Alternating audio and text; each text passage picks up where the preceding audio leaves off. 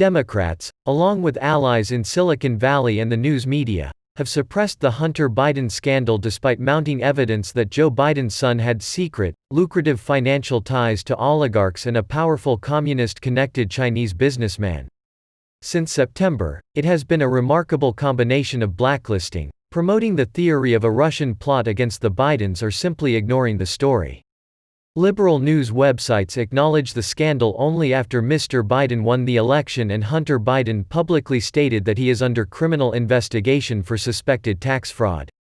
The difference is striking for President Trump's associates, whom media excoriated during the long FBI Russia probe, which did not establish a conspiracy in the 2016 election.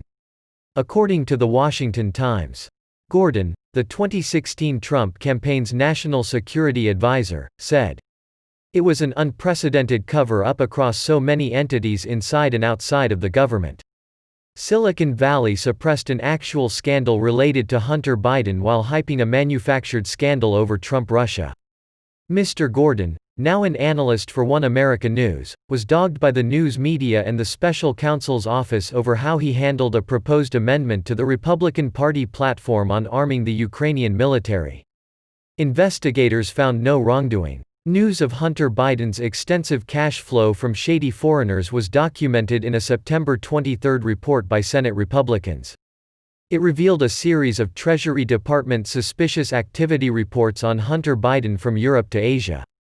The pre-election report, by Senate Finance Committee Chairman Charles Grassley, and Senate Homeland Security and Governmental Affairs Committee Chairman Ron Johnson, received coverage from conservative media. From the dominant liberal press, it was a blackout. Mr. Grassley said on the Senate floor, "We found that the Bidens engaged in potential criminal financial deals across the globe, including China, which created counterintelligence concerns. I think it's outrageous that the Fourth Estate would choose to ignore facts when they are uncovered by Republicans." Committee Democrats responded to the report, which relied on official bank wire transfers, by accusing Mr. Johnson of accepting Russian disinformation. Democrats had leaked the conspiracy beforehand to liberal news outlets. The Democrats claimed that Mr. Johnson's staff communicated with a Ukrainian politician and known Russian puppet. Mr. Johnson has called that a lie. Mr. Johnson and Mr. Grassley said, "Democrats laundered their unclassified speculation through classified analysis of intelligence reporting to fabricate a veneer of credibility in an effort to shield their claims from public scrutiny. Those false claims were then leaked to friendly media outlets, which reported them as fact." In October, the New York Post revealed the stunning contents of Hunter Biden's abandoned MacBook Pro laptop. The hard drive showed the son's global financial dealings, including message traffic about including Joe Biden in the deals. At least one Ukrainian oligarch representative who financed Hunter Biden received a private audience with his father, who was vice president at the time. How did the Democrats' Silicon Valley news media triumvirate react? They played the Russia card. After the New York Post story appeared, Democrat-aligned former intelligence officers, led by appointees of President Obama, alleged that the laptop was an elaborate Russian plot. Weeks later, after Mr. Biden won the presidency, no proof of a Moscow laptop link has emerged. But an open letter, led by former CIA Director John Brennan and former Director of National Intelligence James Clapper, provided the talking point that news media needed to condemn the laptop reporting instead of following it up. Cable channels CNN and MSNBC launched a cacophony of Russian plot talking points to try to suppress the story. Twitter went a step further. It blacklisted the New York Post story altogether from its 6,000 tweets a second platform. Gatekeepers claimed the messages were the result of a hack, even though there was no such evidence. Facebook limited the article's distribution. Jason Maloney, a public relations executive who worked as a spokesman for former Trump campaign manager Paul Manafort, told The Washington Times that he is surprised the media ignored what Hunter Biden did during his father's vice presidency. Manafort, hounded relentlessly by the press and congressional Democrats, was convicted of tax fraud but not a Russian conspiracy. Mr. Maloney told The Washington Times, "I am surprised and saddened about how incurious some are about some truly concerning and verifiable facts. Every single day, stories emerge where there is a need for no-agenda investigative journalism, apolitical platforms, and lawmakers with zero interest in scoring political points to help us understand how large is the iceberg beneath the surface. When did we become so afraid of a narrative that doesn't quite fit our neat little worldview? David Harshani wrote in National Review, "Journalists claim they can't cover the New York Post's Hunter Biden email scoop because the underlying evidence has yet to be verified.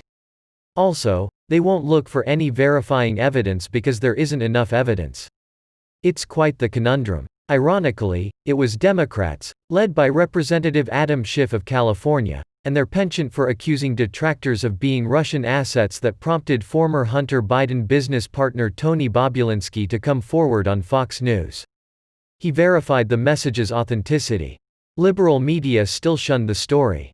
Mr. Harshani wrote, "Perhaps my favorite part of yesterday's interview, though, was learning that Adam Schiff's ugly and mendacious habit of smearing anyone he disagrees with as a Russian asset is what allegedly helped spur Bobulinski, a former United States Navy lieutenant, to come forward."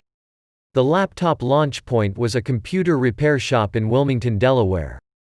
The owner said Hunter Biden dropped it off for repairs in April 2019 and never returned. The owner eventually provided the contents to the FBI and to Trump attorney Rudolph Giuliani. Together, the laptop and the Senate report showed the profile of a son cashing in on his father's federal office. Millions of dollars in investments and consulting fees flowed to him from a Moscow oligarch close to Russian President Vladimir Putin in 2014, a Ukrainian energy firm deemed corrupt by the United States government, and a fantastically wealthy Chinese corporate figure working with the Chinese Communist Party and the People's Liberation Army. That businessman, Yi Jianming, whose firm directly wired millions of dollars to Hunter Biden, was accused of corruption in 2018 and disappeared. At one point, Yi Associates financed a $100,000 shopping spree by Hunter Biden and his uncle James Biden, the Senate report showed. Hunter Biden also provided thousands of dollars to European women involved in human trafficking. The conservative watchdog Media Research Center commissioned a poll by Republican pollster McLaughlin and Associates.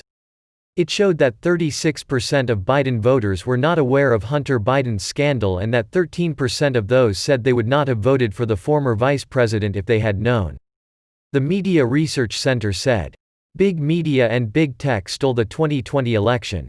Mr. Gordon said, "For all the attention on foreign election interference, public censorship by domestic groups like Twitter and Facebook was more impactful in shaping the outcome.